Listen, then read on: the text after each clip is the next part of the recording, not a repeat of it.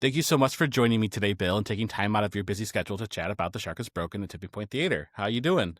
Good, Brad. How are you? I'm doing all right. I'm so excited to have you here. I'm so excited for the show.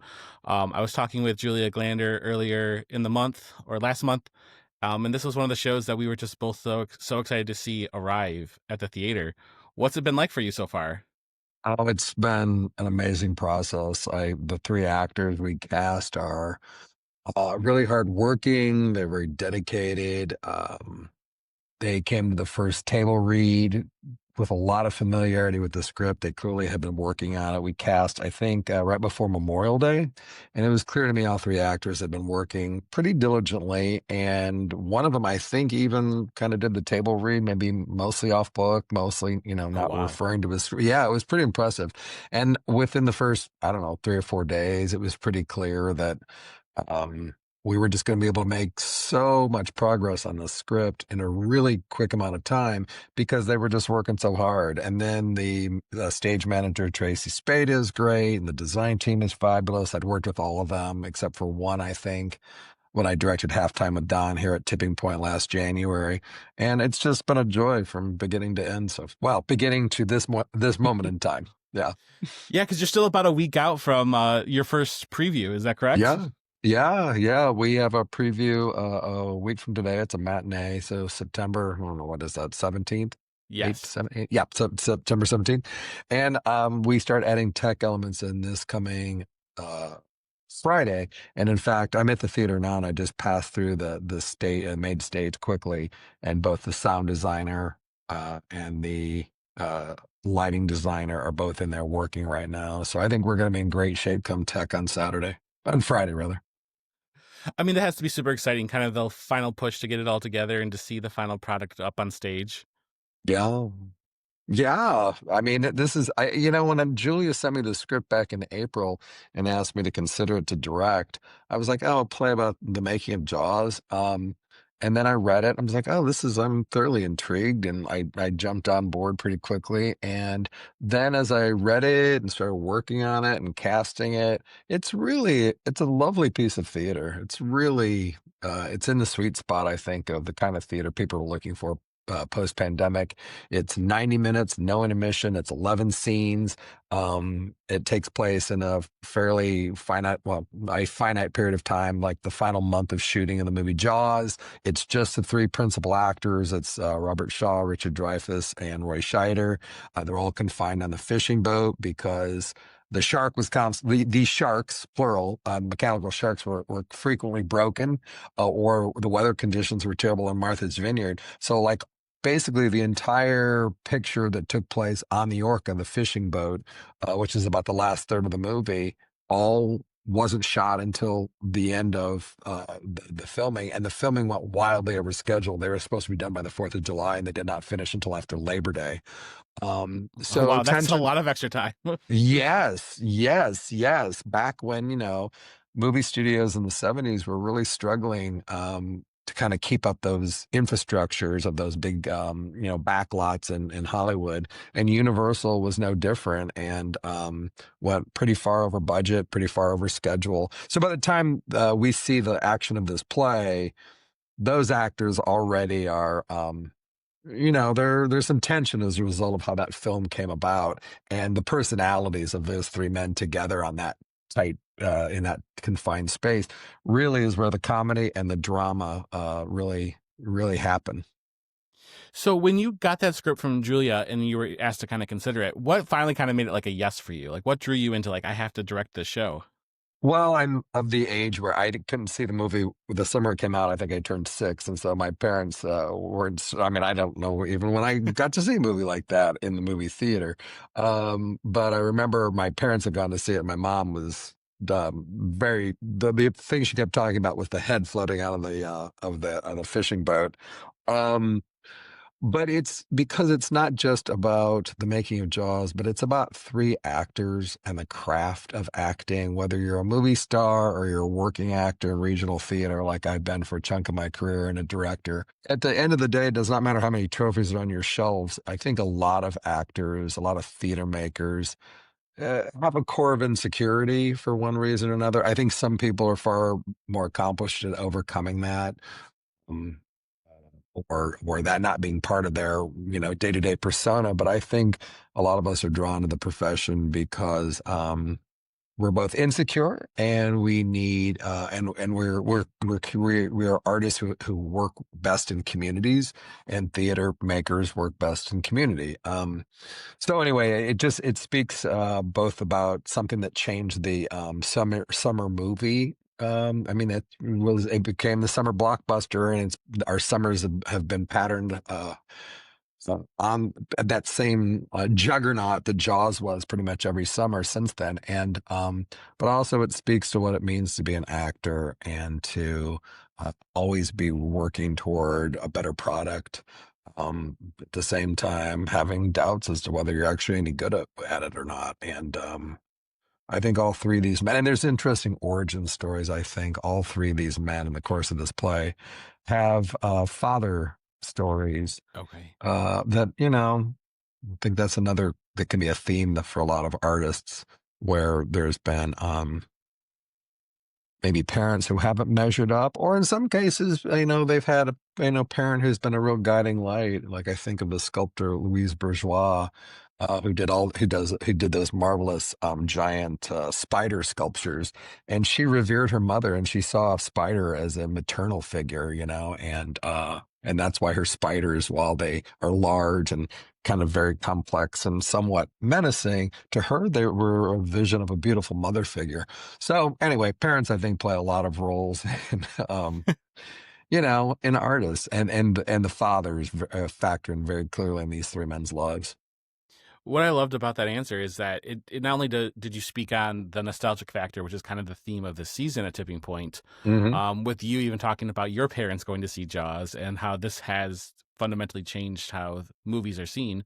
Yeah. Um, but it sounds like it's such an intimate story, like a very personal story inside a movie that was kind of larger than life. I mean, they literally needed a bigger boat in there. So like, so to have that personal story, that's like an extra added layer that just seems really, I would assume interesting for an actor and a director. Yeah, I think this play is one of those ones that I think for the three actors, it has the potential to continue to open them up, both as humans and as actors, throughout the run of the play. I think, and I say this all the time to friends of mine who are not theater makers but go to theater. I said, when I direct a play, of course, I see everything leading up to opening night. I try to get back in the middle of the run, and unless I'm out of town, I try to get to the closing. And I live in Indianapolis, so I am going to do my best to get back for the closing because I'm really curious to see how this play grows. But I tell friends who are not theater makers, I said, if you want to see um, usually when the play, well, not usually, when the play is at its fullest, when it's most ripe, is usually at the very end of a play, particularly when actors have had a long run and it's a really meaty play. And this play is a meaty play for these three actors. There's comedy, there's physical violence. Um, certain scenes move very fast. They have a great deal of joy with one another, the three characters, but there's a lot of tension in the play. And at the end, it's the final day of filming, and there's a lot going through those three men's minds as they're wrapping up shooting. And I think this play, over the course of its run, is going to continue to grow and get richer and deeper, and actually also more joyful.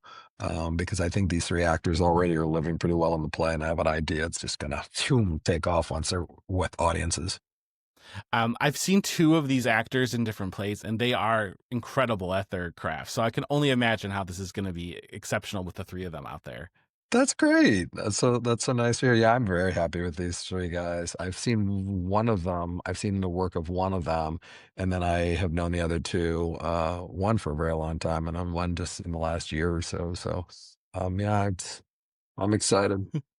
So, what is kind of like your approach to directing a show such as this? It sounds like there's a lot of different layers. There's a lot of things you want to highlight. Like, what's your kind of your process for bringing this to stage? Well, my training, I'm a method actor, and my training specifically is Sanford Meisner, and he's been gone a long time, almost 30 years. And, those he directly trained, I mean, they're still with us. Robert Duvall is still with us, and Mary Steenburgen is still with us. Um, and there's a lot of method actors out there. But anyway, so I approach directing a play very much like I approach acting in a play, which is I'm looking at each character's arc, both over the whole journey of the play and then within each scene. And so when I'm directing, um, I'm acting frequently with the company of actors. I'm kind of like, what's this moment? Is that moment working? Is that a choice? Like that choice? I'm like, oh, that's a brilliant choice. Or there's something about this moment that still doesn't feel authentic. And we're uh, going north. We started our third week of rehearsals last night, and there's still some moments where in notes, I told actors, I'm still not sure what that is. And one of the actors last night said, "Well, yeah, I'm trying to make that work, and I just don't think it's working." I said, "You know what? Let it go, because we've tried it, and whatever note I gave you a week or two ago, it's not the right, it's not the moment, right?" So my approach when I direct is very much to work with the actors as we're shaping the show together. And then with designers, I changed my philosophy coming out of the pandemic. I used to go into the pandemic. Part of it was just this culture of not enough time, not enough resources, because professional theater, at least at the small and mid level range financially, there's just strictly in my experience over 30 some years is there just weren't a lot of resources. Either rehearsals processes were very short, or we didn't get enough hours per week, or there really wasn't enough resources to really give us a robust set, robust costumes, and whatever. And I realized post pandemic, you know, um, actually also a consultant in fundraising, and so that's part of my work. But now as a director, I'm like, I'm just going to meet production companies where they are, and I'm going to not come in with a lot of ideas about what I think it should look like or sound like or feel like or what the costumes would be. I used to have these very elaborate notebooks that I would build, three-ring binders where I would, copy things out of newspapers and magazines, or I'd tear them out of magazines and I'd three-hole punch them and put them in these binders, and I'd download stuff from the internet and print it out. I'd make these very elaborate visual things, and I would share those with the designers. And now I don't do nearly as much of that for myself. And I really have gotten to this place post pandemic. I'm like, you know what? I'm just going to I'm going to, these designers are all far better trained than I am in their particular areas of expertise. Let them, they're going to help me we're going to create a world together that's far more compelling and exciting for all of us if we're all allowed to just bring it to the table. And then as a director, there are choices, but I try to be really collaborative with all the designers to make sure I'm not um, squelching their imaginations. And because it ultimately, a costume designer, sound designer, or set designer, whatever the designer is, I want them to have as much of their vision realized as I, as a director, and as the actors have in the space. So I've Sure. really tried to come back. I've tried to get to a place of this is a community making this project come to life, rather than it's a director's vision that gets to, dictate everything. That is such a interesting. And my day job is a psychologist, so to see someone kind of do Oh, that transition, letting go like that, it's probably both freeing and maybe even a little scary because you're trusting in the people. They're like, okay, this is maybe the vision, but where's your interpretation within that? yes. I would say trust is a huge thing that I have mindfully welcomed into my life with the help of a therapist and a career counselor and a life coach, and just also by putting it out there with my friends or whatever. I'm really endeavoring to trust and see what happens. And to be honest, it makes the work so much more joyful and less stressful. Well, really just joyful. I have very few moments of stress, particularly with this project, partly because I've worked with this theater company before and worked with most of the designers. And so we had a level of trust as a result of that project. and I'm just so excited by the energy. I mean, like I said, there's two designers in there right now who are, and it's Wednesday. And they're not, we're not gonna start putting their work into the show until Friday. And it's just, and our set designer, we had to make some adjustments to the set based on what he designed and what we thought we had in the rehearsal room. And on Sunday, we found a good compromise that I think is going to actually serve the show well for the actors and for our set designer getting his vision out on that stage. On that note, I was kind of wondering, in my head with this question kind of went to the staging with, is there any challenges to bringing this production to life on stage? Because you're bringing a boat into a very intimate, small, like it's a nice stage, but it's probably not big enough for a boat. No, it's one of those stages that when I directed Halftime with Don, it's felt large, and so when we started talking about putting the Orca out there, it was it was just sure we're going to get most of it out there, and we were going to have the uh, very front of the boat is called the pulpit. And if you've seen, most people, hopefully, who watch this podcast will have seen Jaws, but there's that moment where Dreyfus is trying to get Scheider out onto the pulpit with the shark out there so that he can get perspective as to here's what a 6 foot man looks like against this 25-foot shark, right? So he's like, go out there. And Roy Scheider's like, I don't want to go out there. I think that shark's going to jump up and bite the pulpit off, right? We had actually envisioned getting the boat set at an angle where the pulpit would be it's the front of the ship, would be facing the what we call the vom, where the audience comes in from the lobby into the theater. We thought, well, that would be really cool to have that pulpit there, elevated, right? There was no way to do. John Charles, our set designer, is like, I would love to. There's no way for us to do that and also get enough of both the um, prow of the boat, the forward cabin, the middle cabin where like where the USS Indianapolis speech takes place, the aft deck. There was no way to get that much. So we ended up what the audience is going to see is the audience house center is going to be facing the starboard side of the boat, and you'll see the main cabin where the USS Indianapolis, a lot of the, where they're singing songs and whatever, and then the aft deck, and then part of the bridge. And you're going to see that, and you'll see the shark cage that gets used in the film, and you're going to see the tanks and whatever. So we've got probably, I'd say, 60% of the boat.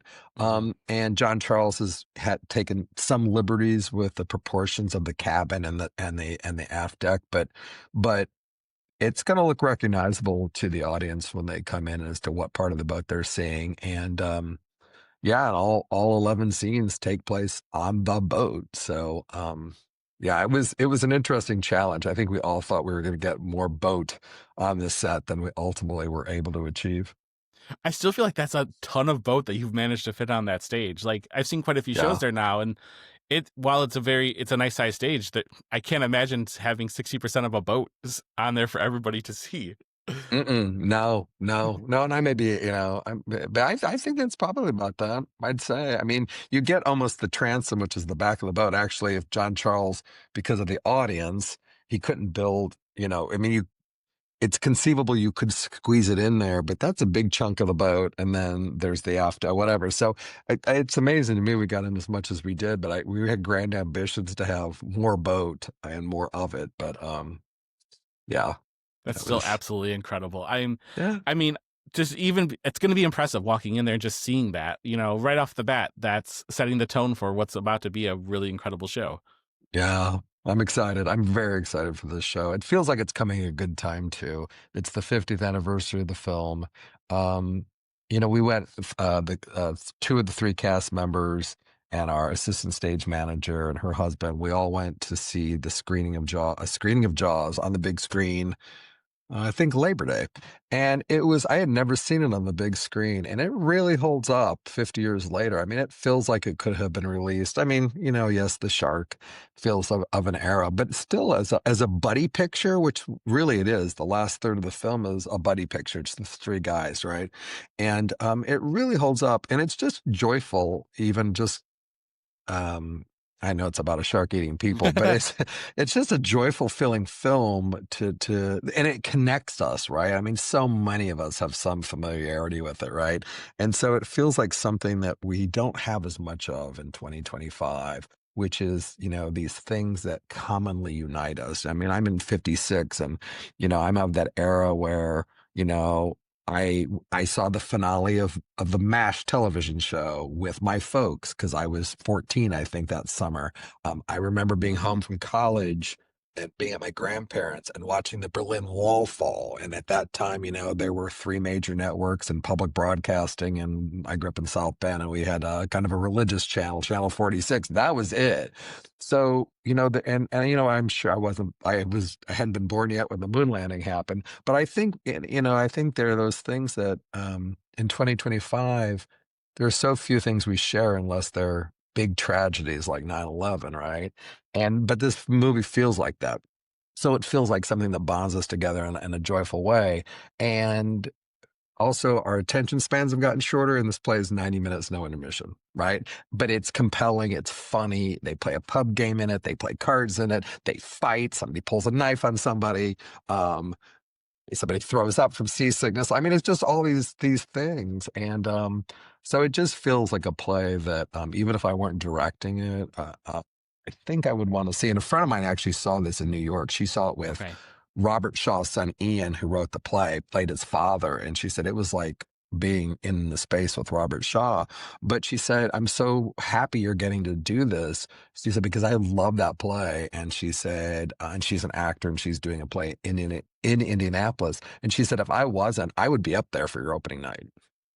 That's how That's a high excited praise. yeah, that's how excited she is just to see the play again. I do think that what you're saying there is it's really true. We don't have many things that unite us, but when you look at the box office of what happened when the re-release happened over Labor Day, people were going out in droves to see, Jaws, which I think that when people see that the shark is broken is about the making of Jaws, there's going to be that interest because it never really stopped, like Jaws is still relevant nowadays.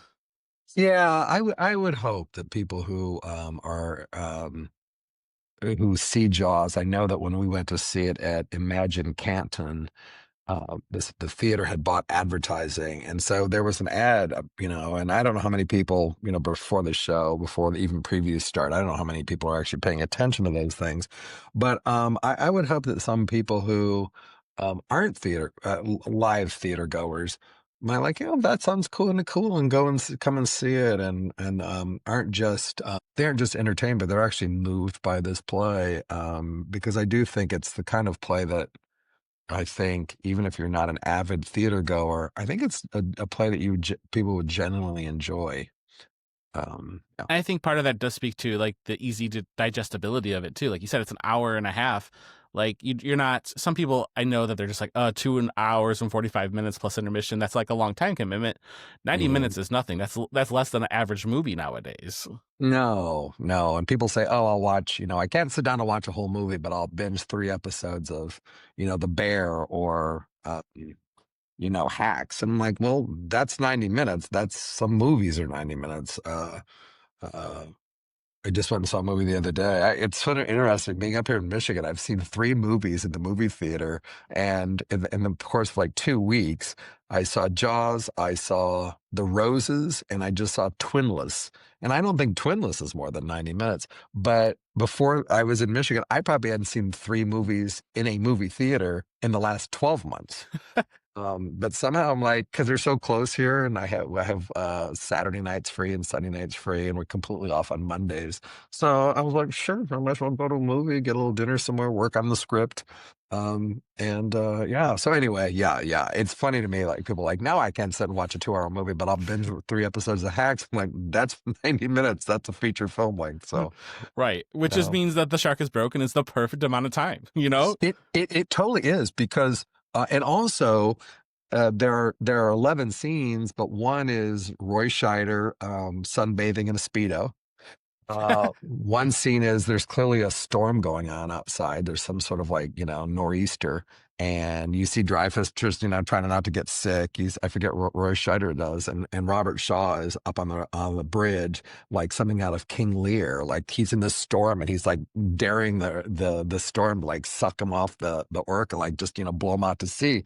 Not whether that happened or not, I don't know. But and then there are two different attempts at Robert Shaw doing the USS Indianapolis speech, and the play actually ends with our recreation of the take that actually ended up in the movie. And I didn't know this until I worked on this play. I didn't know Robert Shaw was a writer himself. He actually wrote a play called The Man in the Glass Booth that I think it ran in London and I think New York in the late 60s. And then it was made into a movie with Maximilian Schell. And it's about a Jew who pretended to be a Nazi and then had to go into hiding, I think, after the war was over. And they were hunting Nazis and Nazi collaborators. And I didn't know that Robert Shaw was a playwright. And it's interesting because I think the film version of The Man in the Glass Booth was being filmed at the same time as Jaws was, because both of them competed in the following years. They were released in 75 and both of them competed in the Oscars the following year. But anyway, the more interesting part of that is that Robert Shaw pretty much wrote the USS Indianapolis speech that you see in the film, because initially Robert Gottlieb's script, it was like a 5-page scene, and Shaw's like, this is too long, this is crazy, this wouldn't work for a stage play. And so the one you see in the film is actually Robert Shaw having written it. And apparently he was inspired, and this is in the play, he actually spent an evening drinking with Thornton Wilder, the playwright of Our Town. And Thornton Wilder told Robert Shaw, well, you should rewrite it yourself. If you don't like it, go ahead. And so that's what we see. And that's the very end of the play, is that final take of Robert Shaw doing that speech. And so it's kind of interesting because you get him, yelling at Steven Spielberg, who's not in the play, but you hear a voiceover, and Robert says, Steven, I can't do this. This is terrible. And he's like, okay, Robert, why don't you take a crack at it then? And then you see another attempt that doesn't work for, and I won't spoil that for the audience for why that doesn't work. And then we see the successful take at the end of the play. So you also get to see, the point is, you also get to see an actor who is also a playwright employing his craft as a playwright to improve the film script. So anyway, the point is that the play, some scenes are longer and some of them are really quick. So there's not some sort of rhythm the audience falls into. And that also, I learned this from a playwright friend of mine, Tom Horan. He said, you should always keep the storytelling varied, because just when an audience gets used to, oh, this scene's going to be this long and this is going to happen, you might have lights up and there's a scene and in 15 seconds lights are down, right? It's so that the audience is like, oh, they're slightly out of rhythm, and that keeps them more engaged. Right. They're not going to fall Yeah. asleep. They're going to be involved in what's going on stage. That makes sense. Yeah. Well, thank you so much, Bill, for talking with me. I'm so excited for this to arrive at Tipping Point Theater. We're so excited to see it. But thank you for talking with us about The Shark is Broken. Of course, Brian, this has been a delight. Yeah. So The Shark is Broken opens at Tipping Point Theater on September 17th and runs through October 12th. So get your tickets now and we'll see you at the show.